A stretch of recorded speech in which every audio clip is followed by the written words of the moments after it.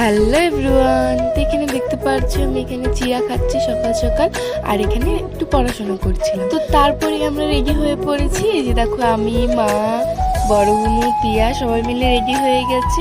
দেখো কোথায় যাচ্ছি, ব্লগটা পুরোটা দেখো তাহলেই জানতে পারবে আমরা কোথায় যাচ্ছি। আর এই দেখো, ছোট বুনু সামনে বসেছে, দাদা এখানে গাড়ি চালাচ্ছে আর দাদার পাশে ছোট বোনও বসে আছে। তারপরে আমরা মামা বাড়িতে এসে পড়েছি, দিদনদেরকে নিয়ে আমরা বেরিয়ে পড়েছি। এই যে দেখো আমার হিরোইনটা কি স্টাইল মারছে, তো ওর স্টাইল দেখতে থাকো। আর এদিকে দেখো আমার ছোট বোনও ঘুমিয়ে আছে মার কোলে, আর ওদিকে দিদনও আছে।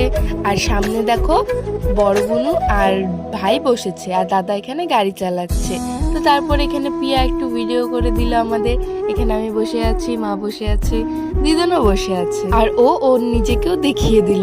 তো তারপরে আমি ওকে ফোনটা দিয়েছি, একটু ভিডিও করে দে ভালো করে। ওর ভিডিও করা দেখো, মানে কি বলবো, ওকে বলেছি ভিডিও করতে, এখানেই ভিডিও করেছে আর কিভাবে করেছে দেখো। তো তারপরে ওর কাছ থেকে আমি ফোনটা নিয়ে নিয়েছি, নিয়ে আমি ভিডিও করেছি।